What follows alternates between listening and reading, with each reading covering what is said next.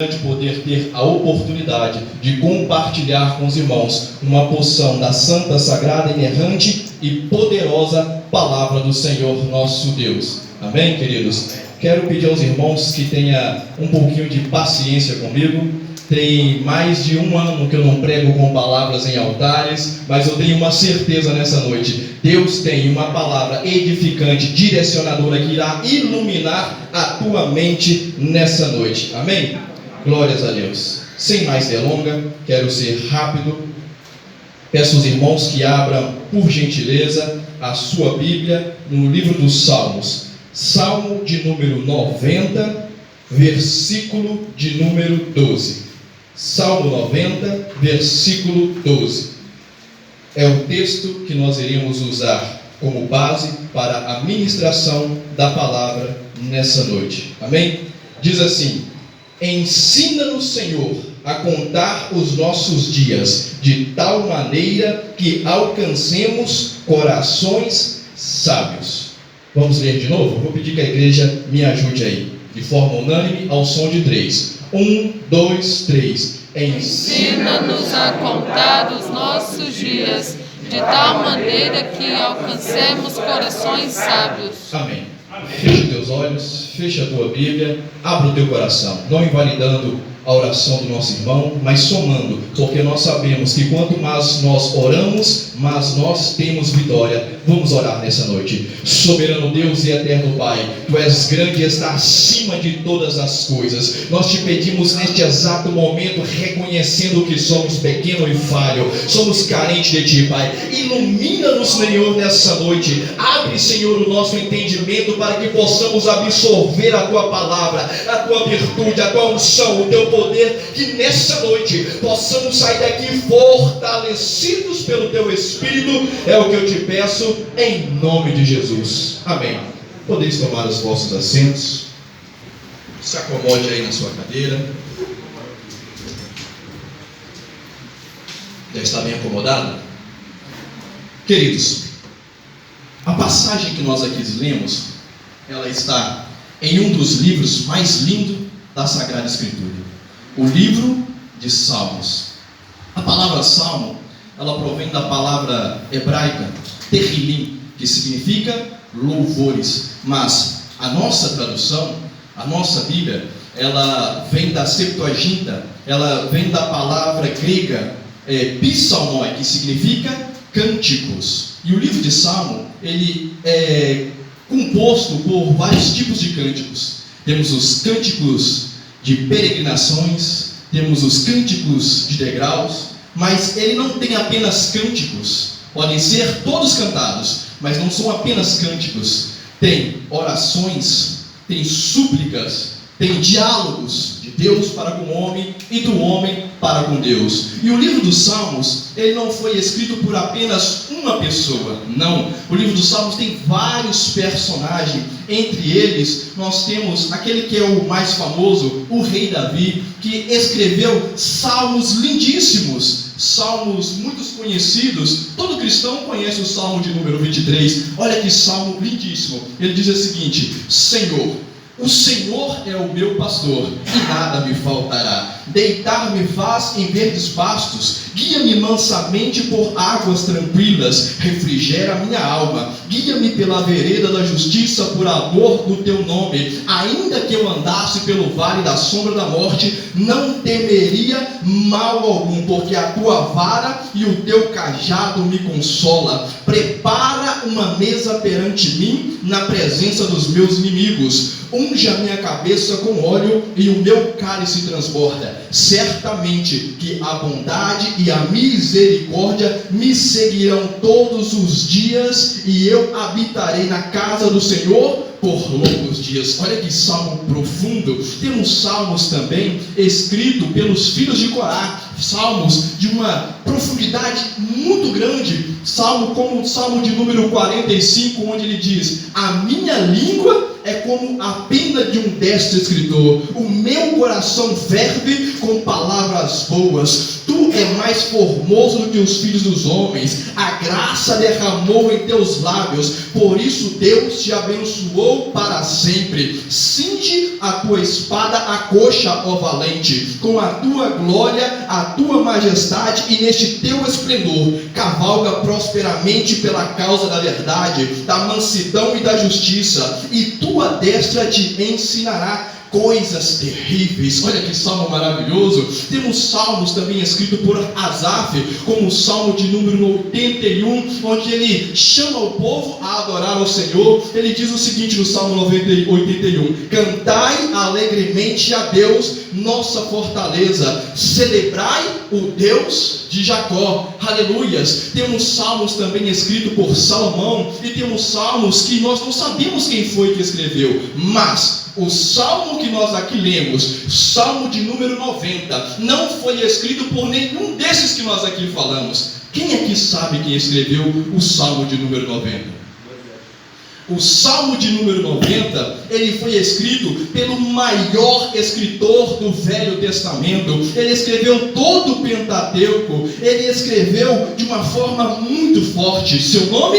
Moisés. Por quê? Significado do seu nome: porque das águas foi tirado. E olha só, para que nós possamos prestar mais a atenção naquilo que Moisés nos escreveu, eu vou te falar um pouquinho sobre a história dele. Porque nós somos assim, quando nós sabemos a história de alguém, nós prestamos mais atenção naquilo que ele nos fala. É ou não é, pastor? É assim nas nossas vidas. Então, preste bastante atenção. Redobre a sua atenção neste momento. Querido, no ano 1400 a.C., um homem por nome de José foi vendido pelo seu irmão, filho de Jacó, para o Egito.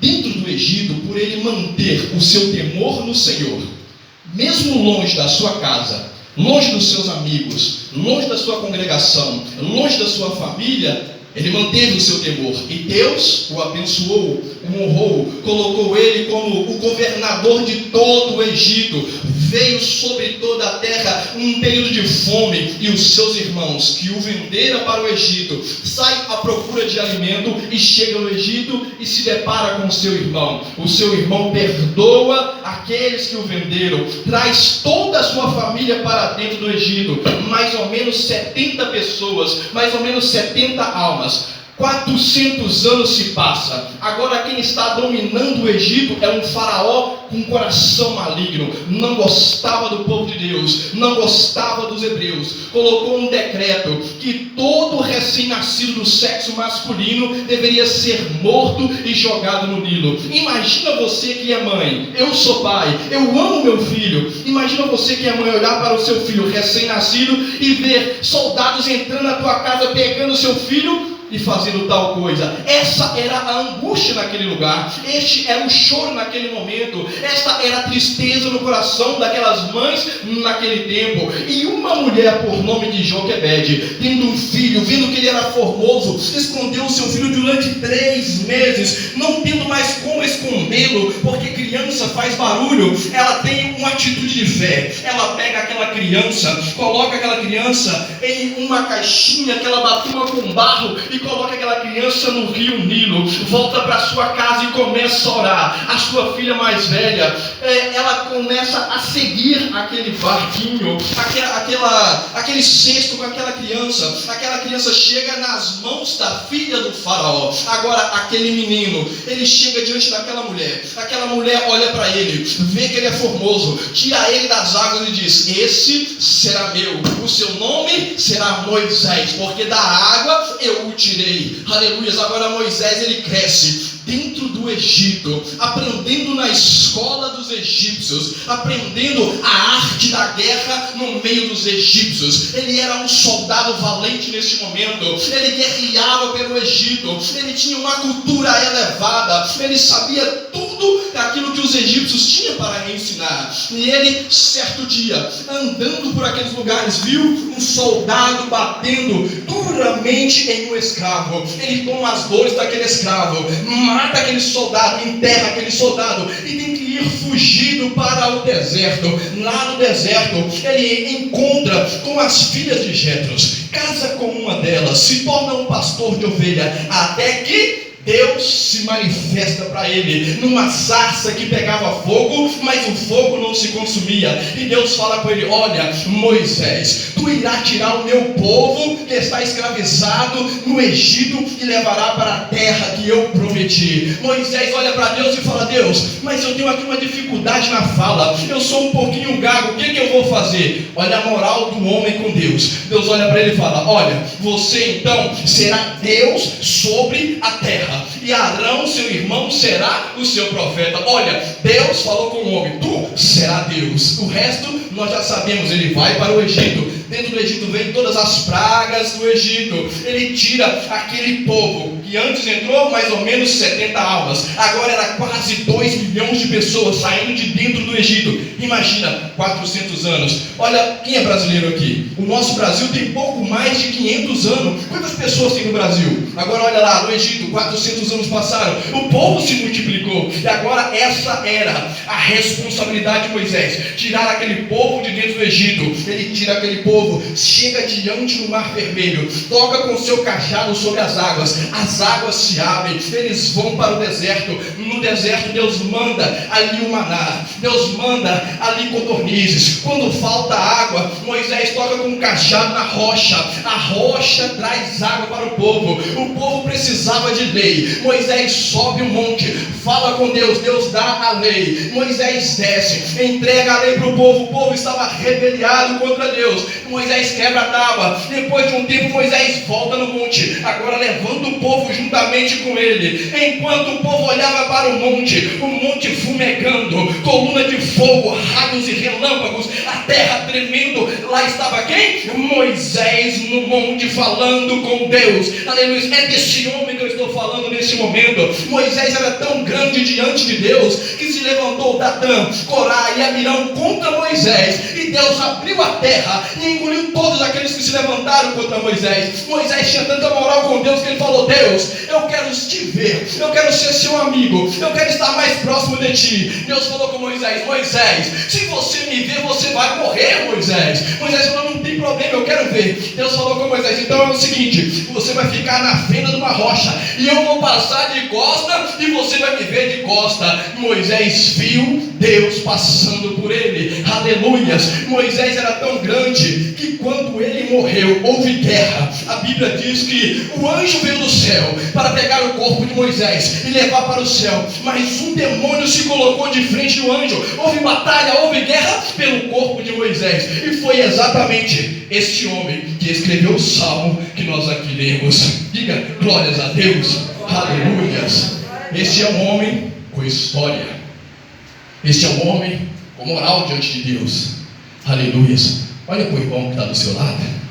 Não precisa dar aquele sorriso 15 para as 3, porque você está de máscara, ele não vai ver. Mas o seu olhar demonstra o seu amor por ele. Aleluias. Glórias a Deus. Aleluias. Você precisa tratar bem essa pessoa que está do seu lado. Você precisa respeitar essa pessoa que está do seu lado. Você precisa amar essa pessoa que está do seu lado. Sabe por quê? Porque às vezes você não conhece a história que essa pessoa tem. Essa pessoa tem uma história.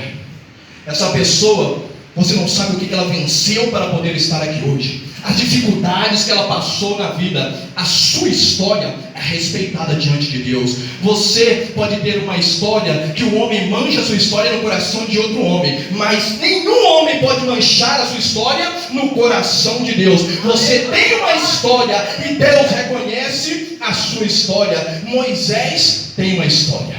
Esse homem tem um currículo diante de Deus. E quando ele estava peregrinando no deserto, ele fez uma oração ao Senhor. E a oração dele foi a seguinte: olha só o que ele fala com Deus: Senhor, Tu tens sido nosso refúgio de geração em geração.